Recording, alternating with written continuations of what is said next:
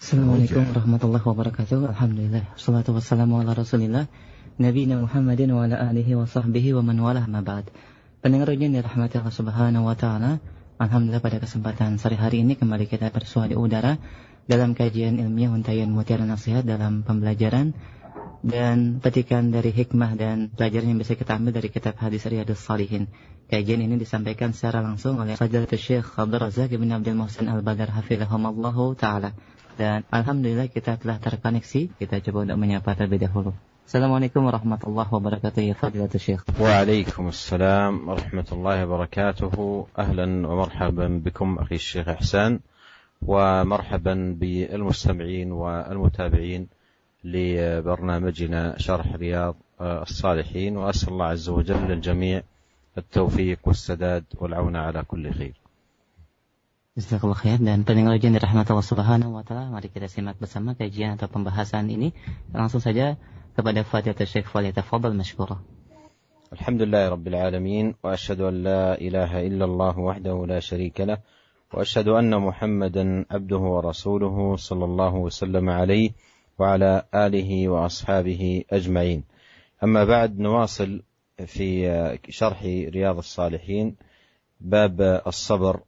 وقد أورد المصنف الإمام النووي رحمه الله تعالى بعض الآيات وبعض الأحاديث إلى أن قال رحمه الله: وعن أبي زيد أسامة بن زيد بن حارثة مولى رسول الله صلى الله عليه وسلم وحبه وابن حبه رضي الله عنهما قال: أرسلت بنت النبي صلى الله عليه وسلم: إن ابني قد احتضر فاشهدنا. فأرسل يقرئ السلام ويقول: إن لله ما أخذ وله ما أعطى وكل شيء عنده بأجل مسمى فلتصبر ولتحتسب. فأرسلت إليه تقسم عليه ليأتينها، فقام ومعه سعد بن عبادة ومعاذ بن جبل وأبي بن كعب وزيد بن ثابت ورجال رضي الله عنهم، فرفع إلى رسول الله صلى الله عليه وسلم الصبي فأقعده في حجره ونفسه تقعقع ففاضت عيناه. فقال سعد: يا رسول الله، ما هذا؟ قال: هذه رحمة جعلها الله تعالى في قلوب عباده، وفي رواية في قلوب من شاء من عباده، وإنما يرحم الله من عباده الرحماء. متفق عليه. ومعنى تقعقع أي تتحرك وتضطرب، أي أن طفلها كان في النزع وفي اللحظات الأخيرة. فهذا الحديث مثال من الأمثلة في الواجب عند المصيبة، وأن الواجب على من أصيب بمصيبة بفقد عزيز أو بتلف مال أو حصول مرض أو غير ذلكم أن يتلقى ذلكم بالصبر فيصبر ويحتسب. ولهذا قال لها النبي عليه الصلاة والسلام: إن لله ما أخذ وله ما أعطى وكل شيء عنده بأجل مسمى.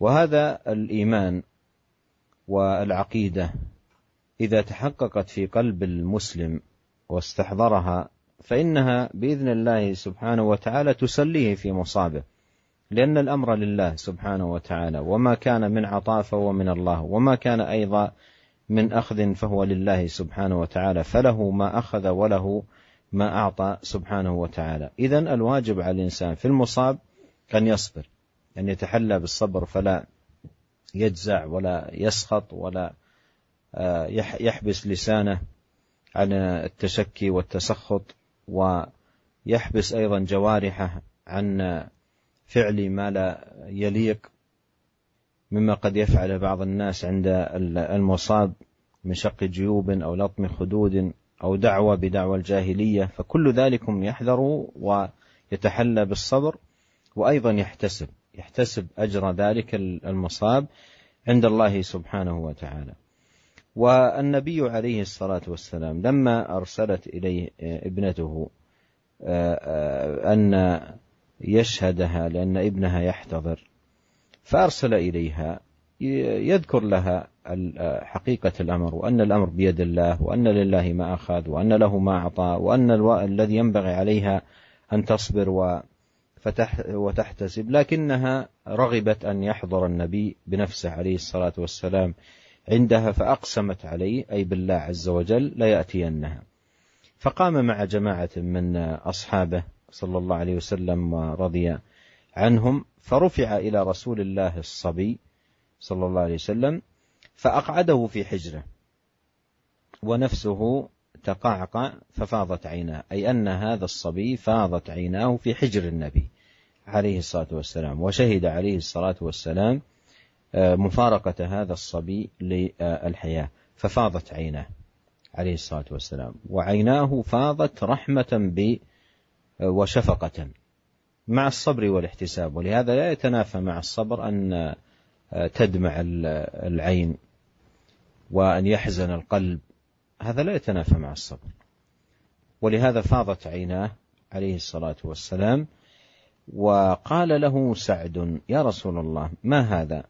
يعني هذا الدمع الذي ينزل من العين. فقال: هذه رحمة جعلها الله في قلوب عباده، في بعض الروايات في قلوب من شاء من عباده، وإنما يرحم الله من عباده الرحماء. وهذا يبين لنا أن هذه الرحمة التي تكون عند مثل هذه الحال لا تتنافى مع الصبر، بل هي رحمة يجعلها في قلوب من شاء من عباده، فيكون العبد صابرا وفي الوقت نفسه يدمع وقلبه يحزن، رحمة جعلها الله سبحانه وتعالى في قلبه. Bismillahirrahmanirrahim. Alhamdulillah.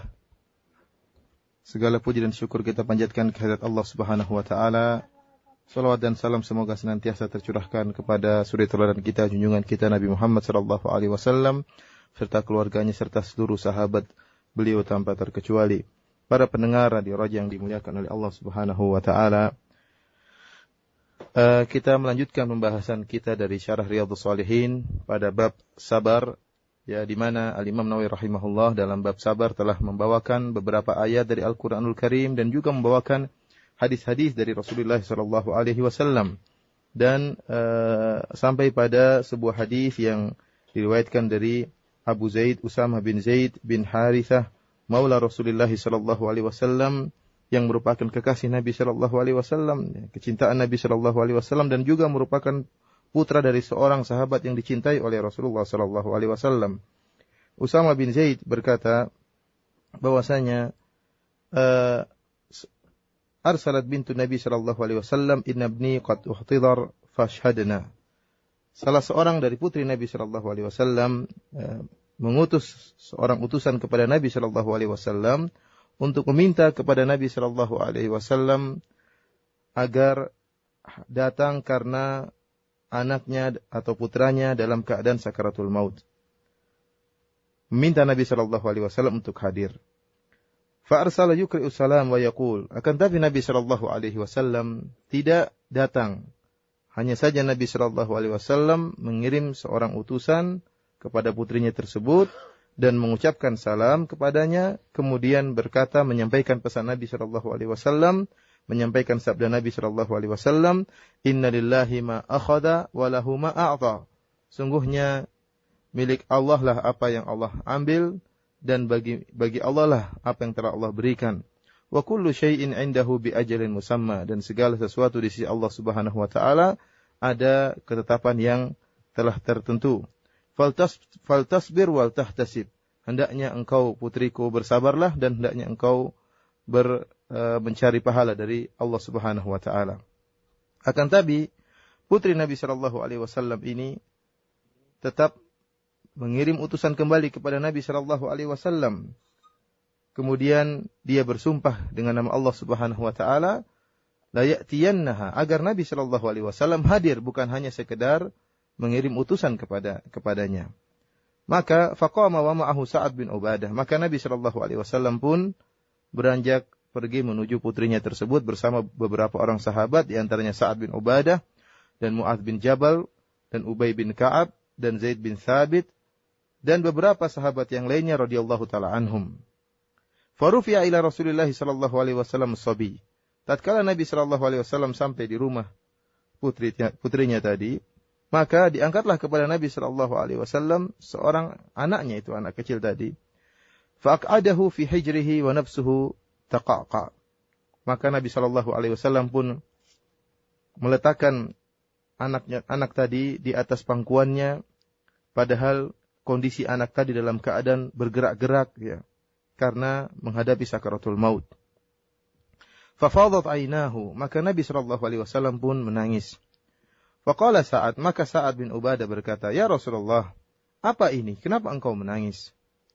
Maka Rasulullah SAW berkata, ini adalah rahmat yang Allah Subhanahu Wa Taala menjadikan rahmat tersebut dalam hati-hati para hambanya.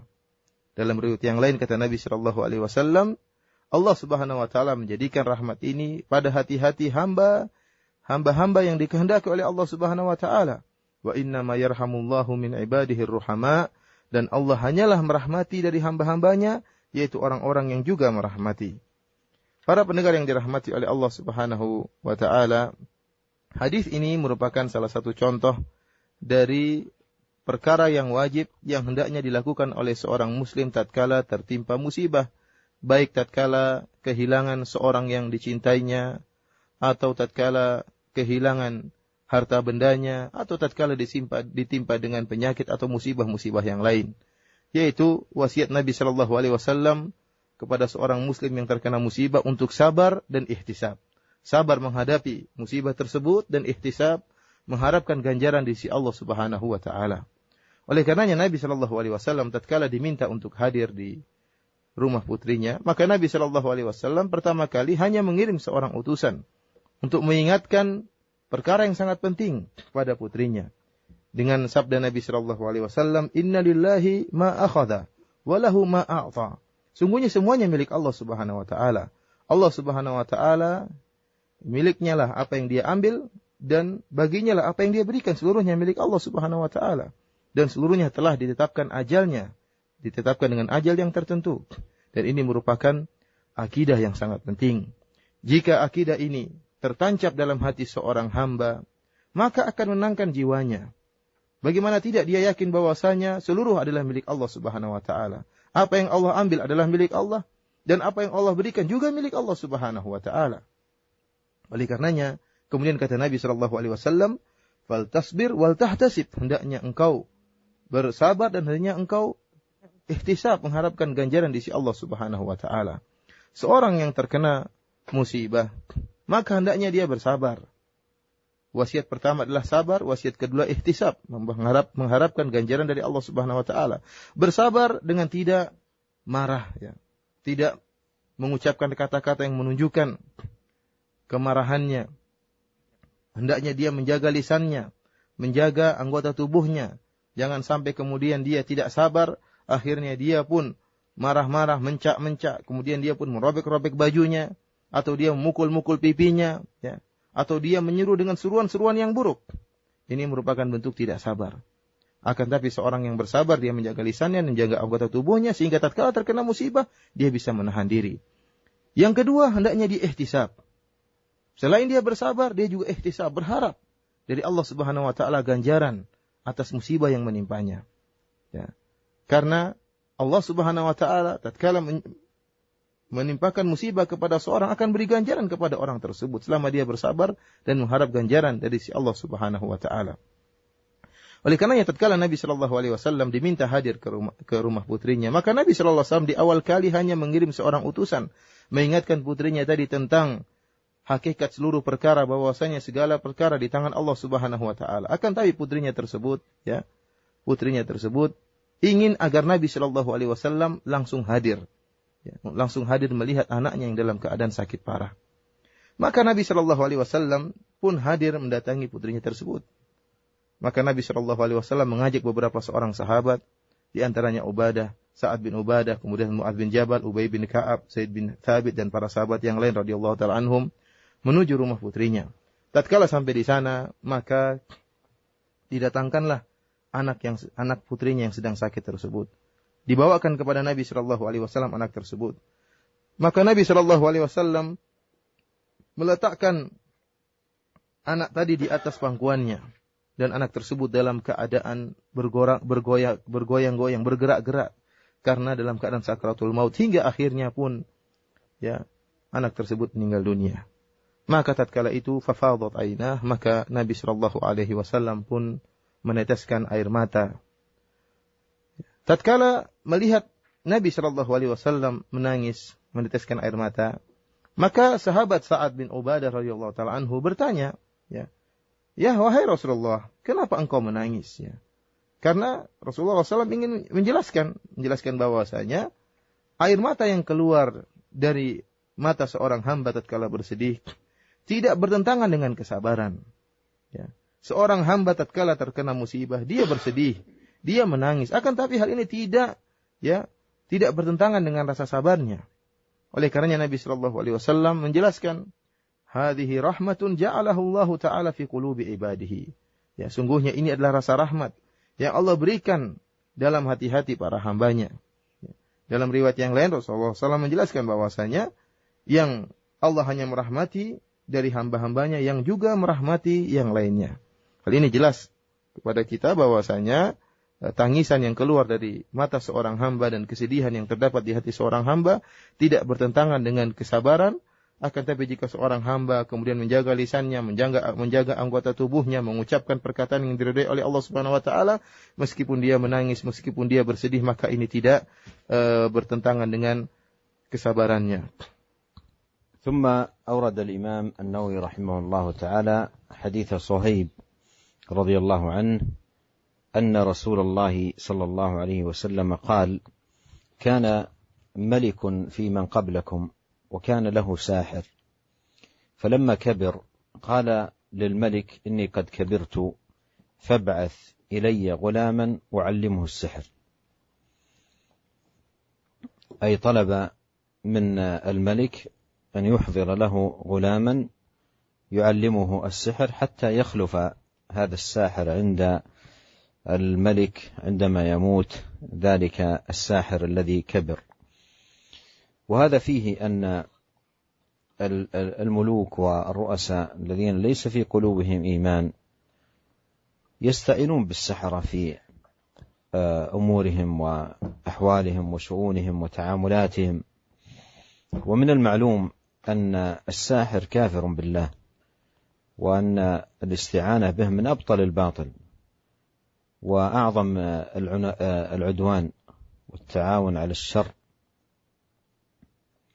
لكن من لا يؤمن بالله ولا يرقب الحساب يتعامل مع السحرة.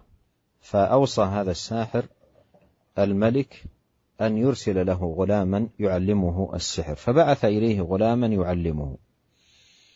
وكان في طريقه أي طريق الغلام إذا سلك راهب، وهذا أيضا من التوفيق، توفيق الله عز وجل لذلك الغلام، ومن الأسباب التي كما سيأتي معنا يسر الله سبحانه وتعالى بها هداية خلق إلى دين الله عز وجل.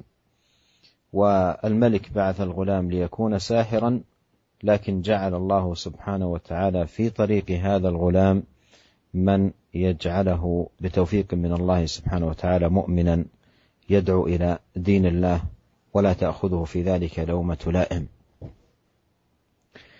فقعد إليه، أي قعد الغلام إلى ذلك الراهب، والراهب هو المتعبد والمتنسك من عباد النصارى. فقعد إليه وسمع كلامه فأعجبه، سمع كلامه فأعجبه، كلام فيه الإيمان وفيه العبادة والخوف من الله والذكر لله، فأعجبه كلامه. فكان يتأخر عن الساحر عند ذلك الراهب، فإذا أتى الساحر وكان إذا أتى الساحر مر بالراهب وقعد إليه، فإذا أتى الساحر ضربه لتأخره، فشكى ذلك إلى الراهب. قال: إن خشيت الساحر فقل حبسني أهلي، وإذا خشيت أهلك فقل حبسني الساحر. فتكون بهذا سواء تأخرت في طريقك إلى أهلك أو في طريقك إلى الساحر لديك هذا العذر الذي تسلم به في الحالتين. وهذا فيه التخلص بمثل هذه التورية، لأنه هو حبسه أهله لأنه كان عند أهله، وقبل أن ينطلق، وحبسه الراهب أي كان عند الراهب قبل أن ينطلق إلى حبسه الساحر أي كان عند الساحر قبل أن ينطلق إلى أهله. فقال له: إذا خشيت الساحر فقل حبسني أهلي، وإذا خشيت أهلك فقل حبسني الساحر. فبينما هو على ذلك إذ أتى على دابة عظيمة قد حبست الناس، أي أغلقت الطريق وخشي الناس منها. فقال أي الغلام: اليوم أعلم الساحر أفضل أم الراهب أفضل؟ فأخذ حجرا فقال: اللهم إن كان أمر الراهب أحب إليك من أمر الساحر فاقتل هذه الدابة حتى يمضي الناس.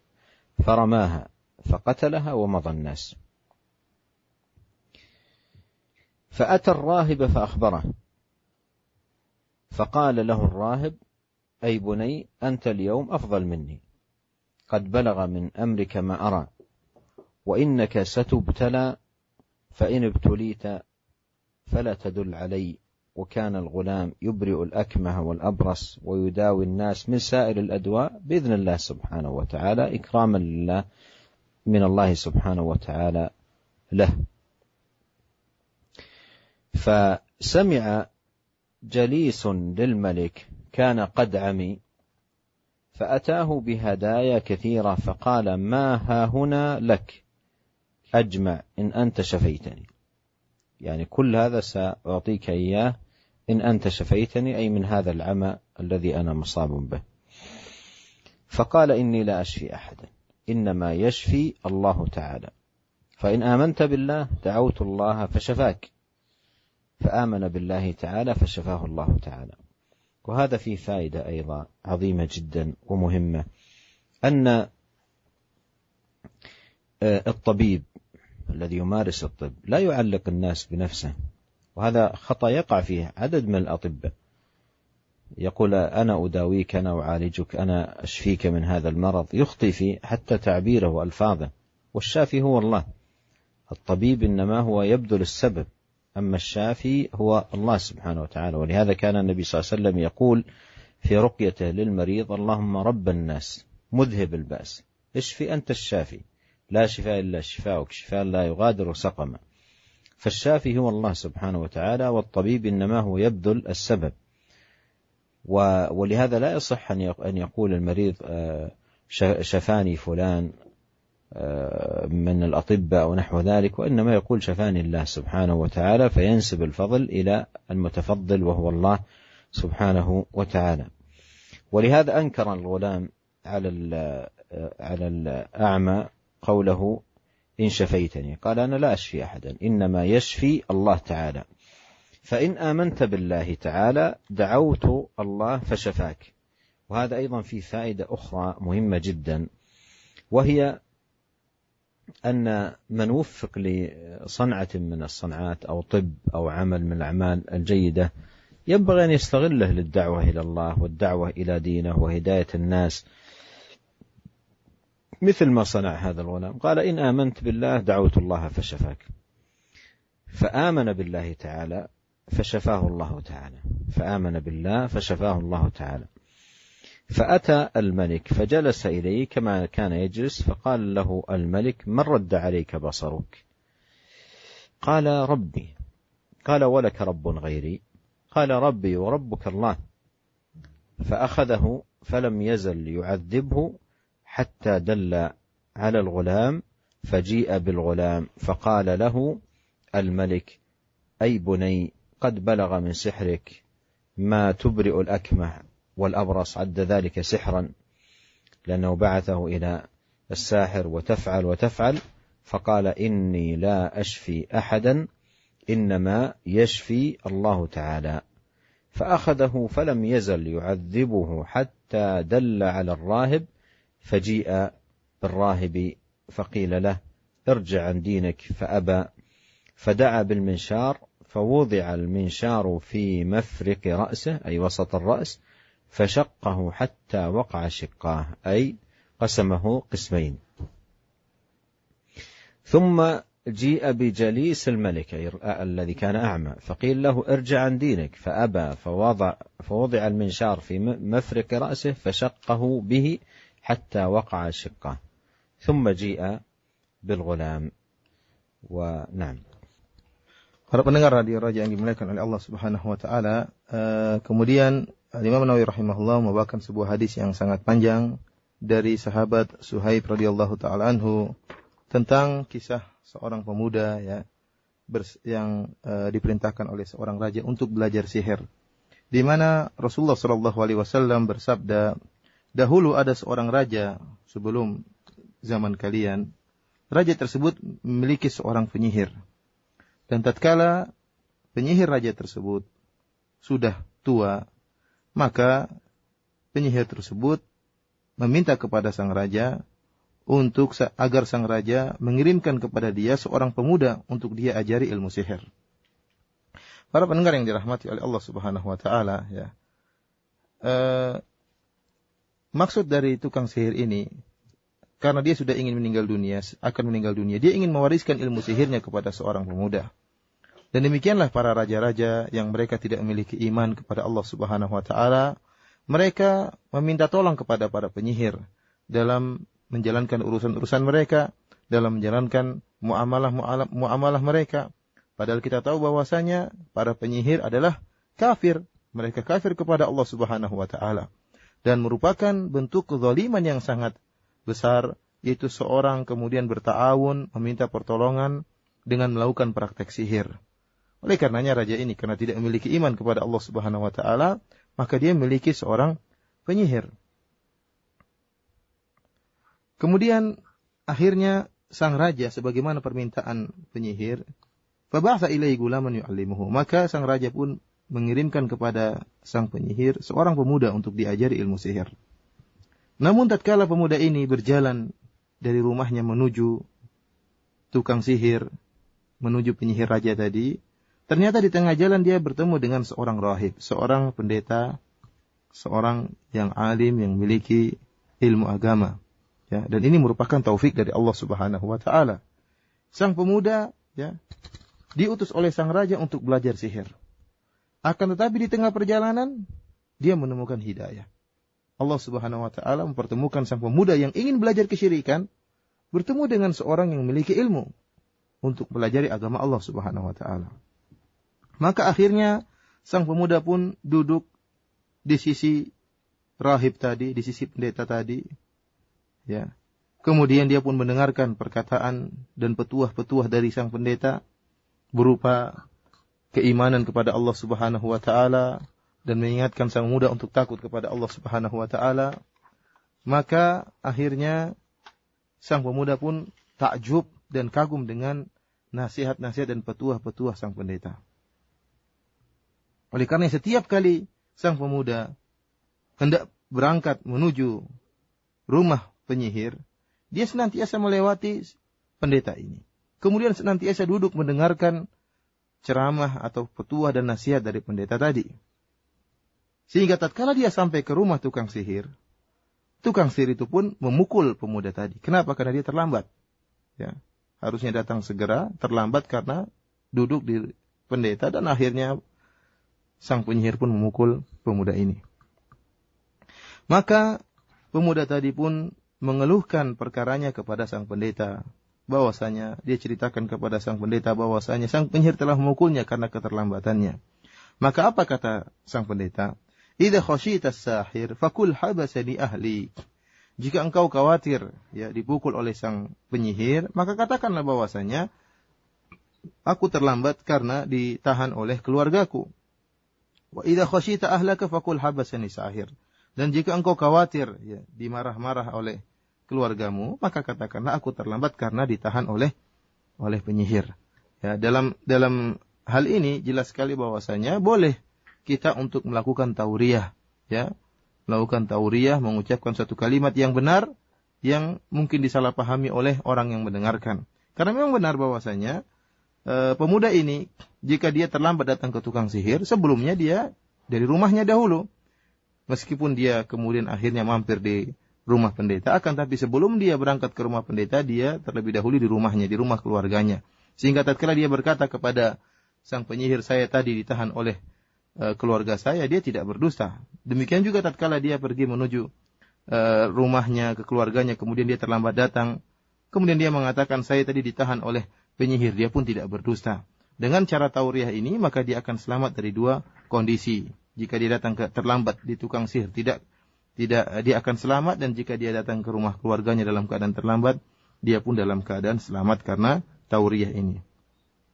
Maka tatkala sang pemuda ini suatu saat ya berjalan, tiba-tiba dia melihat seekor binatang buas yang sangat besar yang telah menutup jalan manusia. Orang-orang tidak bisa melewati jalan tersebut karena telah ditutup oleh binatang yang buas yang sangat besar ini. Maka sang pemuda berkata, hari ini aku akan tahu mana yang lebih utama, yang lebih afdal. Apakah penyihir ataukah sang pendeta? Maka dia pun mengambil sebuah batu, kemudian dia berkata, ya Allah, jika memang sang pendeta lebih engkau cintai daripada tukang sihir, maka bunuhlah hewan ini, agar manusia bisa melewati jalan mereka. Maka sang pemuda tadi pun melemparkan batu tersebut kepada hewan yang besar tadi, maka hewan yang besar tadi pun tewas tatkala itu, ya mati, sehingga orang-orang pun bisa melewati jalan mereka. Kemudian sang pemuda pun mendatangi sang rahib, sang pendeta. Kemudian dia mengabarkan tentang apa yang terjadi. Dia telah berhasil membunuh seekor binatang yang besar. Maka sang pendeta berkata kepada sang pemuda, wahai anakku, sungguhnya engkau pada hari ini lebih afdal daripada saya. Engkau lebih utama daripada saya. Engkau telah mencapai suatu tingkatan yang sebagaimana yang aku lihat. Dan yakinlah bahwasanya engkau akan diuji. Engkau akan diuji oleh Allah Subhanahu wa taala. Ya. Dan jika engkau diuji, maka jangan kau tunjukkan di mana saya. Jangan kau tunjukkan di mana saya. Oleh karena setelah itu Allah Subhanahu wa taala memberikan karamah kepada sang pemuda, sehingga akhirnya sang pemuda pun memiliki kemampuan untuk menyembuhkan orang yang buta, yang lahir dalam keadaan buta, kemudian disembuhkan, dikembalikan penglihatannya. Demikian juga sang pemuda menyembuhkan orang yang abros, yaitu yang memiliki penyakit baras, penyakit putih-putih yang terdapat di kulitnya, yaitu bisa sembuh dengan doa pemuda ini. Dan sang pemuda juga mengobati manusia dari berbagai macam penyakit. Akhirnya perkara sang pemuda ini yang bisa mengobati baik orang yang buta maupun yang terkena penyakit albino atau penyakit-penyakit yang lain. Hal ini didengar oleh seorang yang senantiasa duduk bersama sang raja. Dan teman sang raja ini adalah orang yang buta. Maka teman sang raja ini pun segera mendatangi sang pemuda dengan membawa banyak hadiah. Kemudian dia berkata kepada sang pemuda, lihatlah, aku telah mengumpulkan hadiah ini untuk engkau jika engkau bisa menyembuhkanku. In anta syafaitani. Jika engkau bisa menyembuhkan butaku ini, maka aku akan berikan kepada engkau seluruh hadiah ini. Maka apa perkataan sang pemuda? Inilah ashfi ahadan. Sungguhnya aku tidak bisa menyembuhkan seorang pun. Innama yashfillahu ta'ala. Sungguhnya yang menyembuhkan hanyalah Allah Subhanahu wa ta'ala. Lihatlah para pendengar yang dirahmati oleh Allah Subhanahu wa ta'ala. Ini adalah pelajaran faedah yang sangat penting bagi kita. Seorang dokter, seorang tabib, hendaknya dia jangan menggantungkan manusia dengan dirinya. Jangan dia mengatakan saya yang akan menyembuhkan engkau. Jangan. Kita dapati banyak dokter atau banyak tabib, tatkala dia menyembuhkan dia mengatakan saya akan mengobatimu, saya akan menyembuhkan engkau. Seharusnya seorang dokter mengingatkan bahwasanya yang menyembuhkan asy-syafi huwallah, yang menyembuhkan hanyalah Allah Subhanahu wa taala. Adapun tabib atau dokter mereka hanya mengambil usaha, hanya berusaha. Adapun keberhasilan kesembuhan hanyalah milik Allah Subhanahu wa taala. Oleh karenanya Nabi sallallahu alaihi wasallam tatkala meruqyah orang yang sakit, Rasulullah SAW berkata, Allahumma rabban nas, mudhibal ba's, adhibil ba'sa anta syafi, la shifa illa shifa'uk. Kata Nabi SAW, ya Allah, ya Allah, ya penguasa seluruh manusia yang menghilangkan penyakit. Hilangkanlah penyakit dari orang yang sakit ini. Sungguhnya engkau adalah penyembuh. Tidak ada yang menyembuhkan kecuali engkau. Oleh karenanya,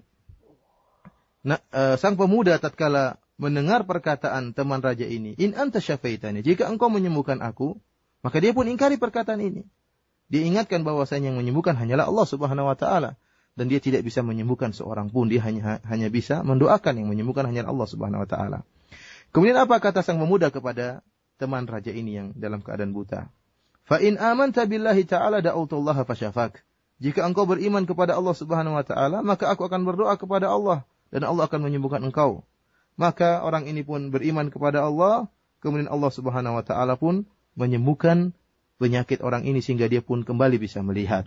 Lihatlah, ada faedah yang lain dari sini, yaitu bahwasanya seorang yang memiliki, diberikan taufik oleh Allah Subhanahu wa taala sehingga memiliki kemampuan, memiliki keahlian tertentu, hendaknya dia gunakan keahliannya untuk berdakwah. Dia gunakan kesempatan keahliannya ini untuk berdakwah. Jika ada orang datang bertemu dengan dia dan kagum dengan keahliannya, maka dia gunakan untuk berdakwah. Lihatlah bagaimana pemuda ini. Tatkala dia memiliki keahlian untuk menyembuhkan, maka dia pun gunakan untuk berdakwah. Dia mengatakan, jika engkau beriman kepada Allah Subhanahu wa taala, maka aku akan berdoa kepada Allah agar menyembuhkan engkau. Dan kemudian akhirnya teman sang raja ini pun setelah kembali penglihatannya, dia pun beriman kepada Allah, dia pun disembuhkan oleh Allah Subhanahu wa taala. Maka orang ini pun mendatangi sang raja dan dia pun duduk di sisi sang raja sebagaimana kebiasaannya. Sang raja pun heran tatkala melihat ternyata temannya ini sudah bisa melihat. Maka dia berkata, "Man radda 'alaika basarak?" Siapa yang mengembalikan penglihatanmu? Bukankah engkau tadinya buta, sekarang kok bisa melihat? Maka orang ini dengan tenangnya mengatakan, "Rabbi, Tuhankulah yang telah mengembalikan penglihatanku."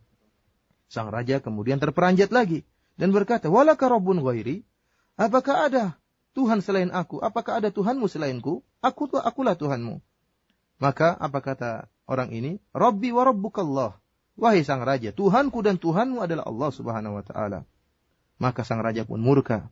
Kemudian dia pun menyiksa orang ini, disiksa dan disiksa sehingga akhirnya orang ini pun mengaku dan menunjukkan bahwasanya dia sembuh karena doa sang pemuda. Maka sang raja pun memanggil sang pemuda. Kemudian sang raja berkata, "Wahai putraku, sungguh sihirmu telah luar biasa sehingga engkau bisa menyembuhkan orang yang buta dan engkau menyembuhkan orang yang terkena penyakit albino dan engkau telah melakukan ini dan itu." Karena sang raja menyangka karamah yang dimiliki oleh sang pemuda adalah sihir, karena sang raja yang telah mengutus dan mengirim sang pemuda kepada penyihir untuk belajar sihir. Sang raja tidak tahu bahwasanya apa yang didapatkan dari sang pemuda bukanlah sihir, tapi dari karamah dari Allah Subhanahu wa taala. Apa kata sang pemuda? "Inilah ashfi ahadan, innama yashfillahu ta'ala." Wahai sang raja, aku tidak bisa menyembuhkan seorang pun. Yang menyembuhkan hanyalah Allah Subhanahu wa taala. Maka sang raja pun murka, kemudian menyiksa sang pemuda, sampai akhirnya sang pemuda pun menunjukkan di mana sang pendeta. Maka didatangkanlah sang pendeta yang telah mengajari sang pemuda. Kemudian sang raja berkata kepada sang pendeta, "Irji an dinik." Keluarlah engkau dari agamamu. Maka sang pendeta pun enggan. Sang raja pun meminta untuk didatangkan dengan sebuah gergaji. Kemudian gergaji tersebut diletakkan di tengah kepala sang pendeta. Kemudian sang pendeta pun digergaji sehingga membelah tubuh sang pendeta menjadi dua.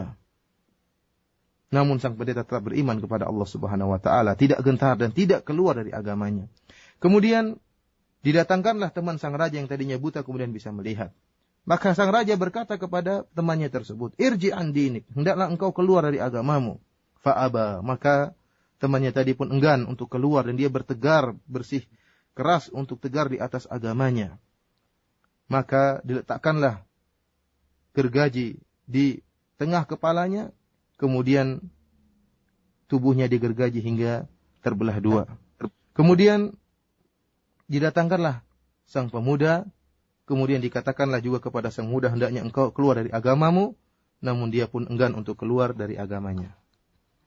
قال ثم جيء بالغلام فقيل له ارجع عن دينك فأبى فدفعه إلى نفر من أصحابه فقال اذهبوا به إلى جبل كذا وكذا فاصعدوا به الجبل فإذا بلغتم ذروته أي أعلاه فإن رجع عن دينه وإلا فاطرحوه فذهبوا به فصعدوا به الجبل فقال اللهم اكفنيهم بما شئت فرجف بهم الجبل فسقطوا.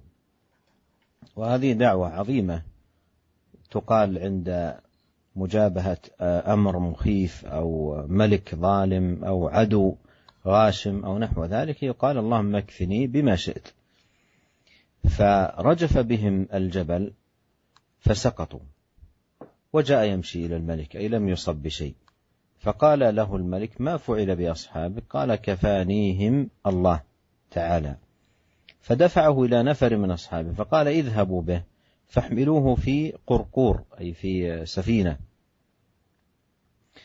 فاحملوه في قرقور نوع من السفن وتوسطوا به البحر، فإن رجع عن دينه وإلا فاقذفوه. فذهبوا به فقال اللهم اكفنيهم بما شئت، فانكفأت بهم السفينة فغرقوا، وجاء يمشي إلى الملك. فقال له الملك ما فعل بأصحابك؟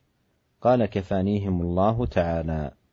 فقال للملك إنك لست بقاتلي حتى تفعل ما آمرك به. قال ما هو؟ قال تجمع الناس. أراد أن يستغل هذا الحدث العظيم لدعوة الناس إلى الإيمان بالله ومعرفة الله والإقبال على دينه، استغل هذا الحدث العظيم لذلك. فقال تجمع الناس في صعيد واحد أي في مكان واحد بحيث الجميع يرونه، وتصلبني على جذع، ثم خذ سهما من كنانتي، ثم ضع السهم في كبد القوس أي في وسط القوس وهو المقبض عند الرمي، ثم قل بسم الله رب الغلام ثم ارمني. أراد الغلام أن ينطق الملك بهذه الكلمة بسم الله رب الغلام حتى يسمعها الجميع والملك يقولها فتكون سببا لإيمانهم وهدايتهم. ثم ارمني فإنك إذا فعلت ذلك قتلتني. فجمع الناس في صعيد واحد وصلبه على جذع، ثم أخذ سهما من كنانته، ثم وضع السهم في كبد القوس، ثم قال باسم رب الغلام، ثم رماه فوقع السهم في صدغه. والصدغ هو ما بين العين وشحمة الأذن، فوضع يده في صدغه فمات الغلام. فقال الناس آمنا برب الغلام، وهذا الذي كان يهدف إليه الغلام بأن يموت بهذه الطريقة. قال الناس آمنا برب الغلام. فأوتي الملك فقيل له أرأيت ما كنت تحذر؟ قد والله نزل بك حذرك، قد آمن الناس. فأمر الملك بالأخدود بأفواه السكك، أي أن يشق في أفواه السكك شقوق في الأرض، أخاديد تشق في أفواه السكك أي أبواب السكك والطرقات، فخدت وأضرم فيها النيران. وقال من لم يرجع عن دينه فأقحموه فيها، أو قيل له اقتحم، ففعلوا حتى جاءت امرأة ومعها صبي لها. وهذا أيضا يوضح لنا أن الناس آمنوا إيمان قوي، وأن هذا الحدث هزهم وحرك قلوبهم فآمنوا بالله سبحانه وتعالى. ومما يدل على قوة إيمانهم أن النار خدت في الأرض، ومن لا يستجيب يلقى في النار، فلم يبالوا بذلك من قوة إيمانهم بالله سبحانه وتعالى. فجاءت هذه المرأة ومعها صبي لها فتقاعست أن تقع فيها، كأنها حنت على وأشفقت على هذا الصبي الذي في المهد تحمله. فقال لها الغلام يا أمه اصبري فإنك على الحق. نطق هذا الغلام الذي تحمله تلك المرأة ودعا أمه للصبر، قال اصبري فإنك على الحق. وهذا موضع الشاهد من هذه القصة. وسبحان الله العظيم، يعني هذه وصية بالصبر من غلام في المهد، والذين أنطقهم الله سبحانه وتعالى في المهد قرابة 4، منهم هذا الغلام، ومنهم عيسى أنطقه الله سبحانه وتعالى في المهد كما جاء في القرآن الكريم. فنطق هذا الغلام وخاطب أمه بهذه الكلمات التي فيها الحث على الصبر، قال: يا أمه اصبري فإنك على الحق. والواجب، وهذا أمر عظيم يستفاد من هذا القصة ومن هذا السياق، أن صاحب الحق الواجب عليه أن يصبر على الحق، وأن لا تهزه المواقف التي تبعده عن الحق وتصرفه عنه، بل يجب عليه أن يصبر وأن يتحلى بالصبر وأن يجاهد نفسه على الصبر ليحمد بعد ذلك العاقبة. والله يقول: يا أيها الذين آمنوا اصبروا وصابروا ورابطوا واتقوا الله لعلكم تفلحون. ونختم بهذا الحديث لقاءنا هذا اليوم، ونواصل في أحاديث الصبر مع كتاب الإمام النووي رحمه الله رياض الصالحين. وأسأل الله أن ينفعنا جميعا بما علمنا، وأن يزيدنا علما، وأن يهدينا إليه صراطا مستقيما. والله تعالى أعلم، وصلى الله وسلم على عبده ورسوله نبينا محمد وآله وصحبه أجمعين. Jazakallah khair ya Syekh, barakallahu fiik. Para pendengar radio Raja yang dimuliakan oleh Allah Subhanahu wa taala, kemudian sang raja pun memanggil sang pemuda. Kemudian dia berkata kepada sang pemuda, "Irji' an dinik, hendaknya engkau keluar dari agamamu." Ya. Maka sang pemuda pun enggan dan tetap bersikeras dan teguh tegar di atas agamanya, ya, agama Islam. Maka sang raja pun menyerahkan sang pemuda ini kepada beberapa orang yang merupakan anak buah dari sang raja. Kemudian sang raja berkata kepada prajurit, kepada anak buahnya tadi, "Bawalah pemuda ini di puncak gunung ini, dan di puncak gunung. Kemudian panjatlah gunung tersebut dan bawa dia di atas puncak gunung. Dan jika kalian sudah sampai di puncak gunung, maka mintalah kepada sang pemuda untuk keluar dari agamanya. Jika dia enggan keluar dari agamanya, maka lemparkanlah dia dari puncak gunung tersebut." Maka para prajurit tadi pun menjalankan perintah sang raja, dan mereka pun membawa sang pemuda. Kemudian mereka memanjat gunung, mendaki gunung, sehingga tatkala mereka sampai di puncak gunung dan hendak melemparkan sang pemuda dari puncak gunung, maka sang pemuda pun berdoa kepada Allah Subhanahu wa taala dengan doanya, "Allahumma kfinihim bima syi'ta." Ya Allah, ya Allah, jagalah aku, ya, dengan apa yang kau kehendaki. Ya. Kemudian farajafa bihim, maka akhirnya gunung pun tersebut bergetar, fasaqatu, akhirnya mereka pun justru mereka yang jatuh dari puncak gunung. Maka sang pemuda pun turun dari gunung, kemudian dia berjalan menuju sang raja, ya, dalam keadaan selamat, tidak tertimpa sesuatu pun. Dan doa ini merupakan doa yang sangat penting, ya, Allahumma kfinihim bima syi'ta, ya Allah, jagalah aku, yaitu cukupkanlah aku dari gangguan mereka dengan apa yang kau kehendaki. Ya, doa ini adalah doa yang bisa diucapkan oleh seorang muslim tatkala berhadapan dengan raja yang zalim atau berhadapan dengan perkara yang menakutkan, diganggu oleh orang-orang yang zalim, maka hendaknya dia berdoa dengan doa ini, Allahumma kfinihim bima syi'ta. Maka datanglah sang pemuda menuju sang raja dalam keadaan selamat. Maka sang raja pun terperanjat dan heran melihat kondisi pemuda yang dalam keadaan selamat.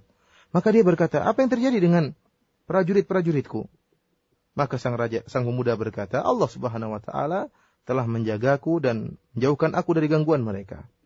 Akhirnya sang raja pun menyerahkan pemuda ini kepada prajurit-prajurit yang lain. Kemudian sang raja berkata, "Bawalah sang pemuda ini dan naikkanlah sang pemuda ini di atas sebuah perahu dan pergilah kalian di tengah lautan. Kemudian tatkala kalian sampai di tengah lautan, maka mintalah kepada sang pemuda untuk keluar dari agamanya. Jika dia enggan, maka lemparkanlah dia ke tengah lautan." Maka mereka pun pergi membawa sang pemuda di atas perahu. Kemudian tatkala sampai di tengah lautan, mereka pun minta sang pemuda untuk keluar dari agamanya. Namun sang pemuda pun enggan dan berdoa kepada Allah, "Allahumma kfinihim bima syi'ta." Ya Allah, jagalah aku dari gangguan mereka, ya Allah, dengan apa yang kau kehendaki. Fankafa'at bihimus safinatu faghariqu. Maka perahu pun terbalik dan akhirnya mereka justru para prajurit tersebutlah yang tenggelam. Akhirnya sang pemuda pun kembali dalam keadaan selamat menuju sang raja. Maka sang raja pun terperanjat kembali dan bertanya, apa yang terjadi dengan para prajurit?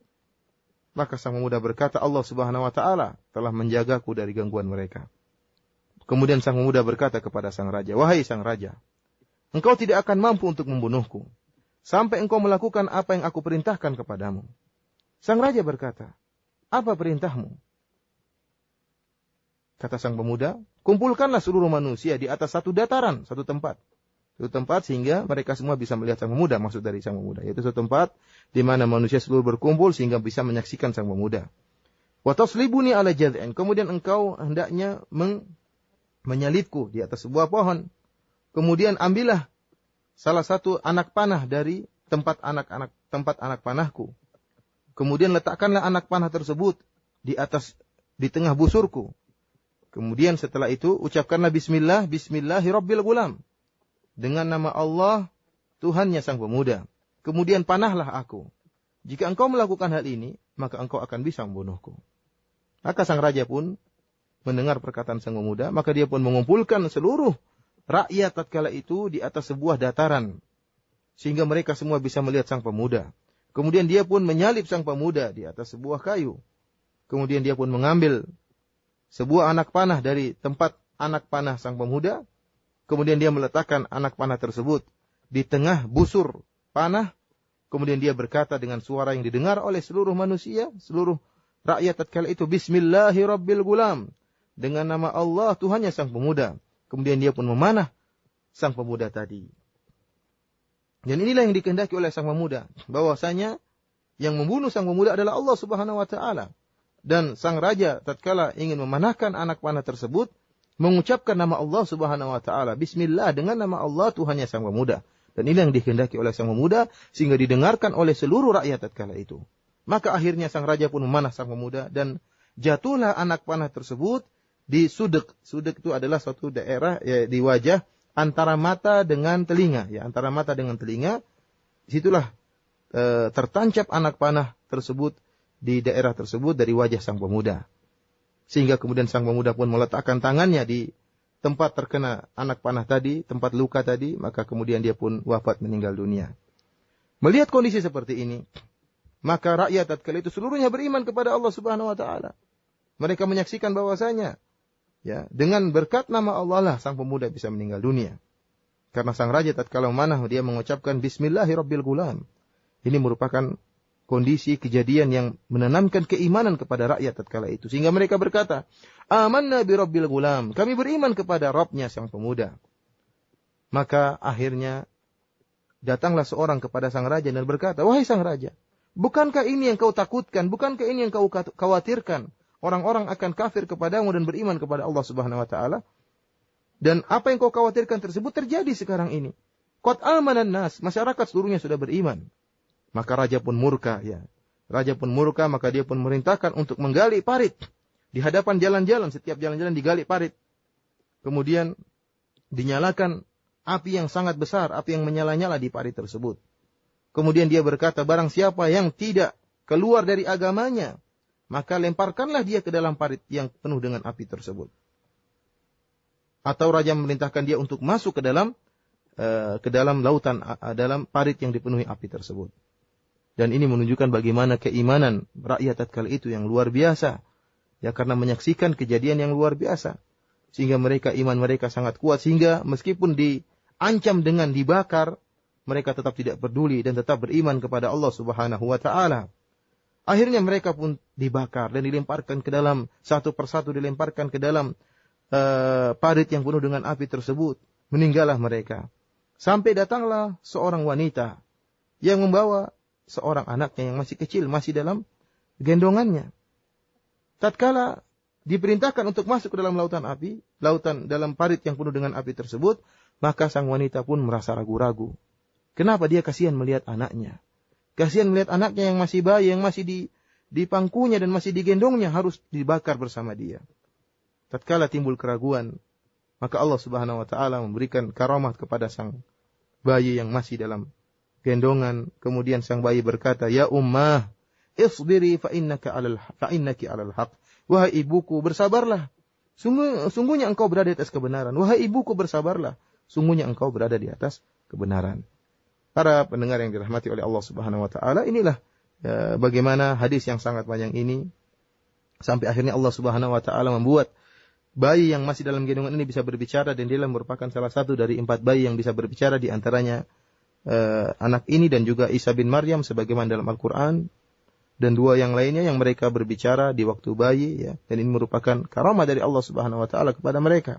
Sehingga tatkala bayi ini menyampaikan perkataan tersebut, wahai ibuku, bersabarlah, maka bersabarlah sang ibu. Kemudian akhirnya mereka pun terbakar masuk dalam api yang dibakar dalam parit tersebut. Hadis yang panjang ini mengajarkan kepada kita untuk bersabar di jalan Allah Subhanahu wa taala. Ini merupakan kewajiban bagi orang yang di atas kebenaran. Orang yang berada di atas kebenaran pasti akan diuji. Dan tatkala dia diuji, maka hendaknya dia bersabar di jalan Allah Subhanahu wa taala. Jangan sampai kondisi menggoyangkan kesabarannya sehingga dia pun berpaling kepada kebatilan. Maka hendaknya dia bersabar dan berjihad di jalan Allah Subhanahu wa taala. Meskipun godaan dan rintangan menghadanginya, dia hendaknya bersabar. Allah Subhanahu wa taala mengatakan, ya ayyuhalladzina amanu sabiru wasabiru warabitu.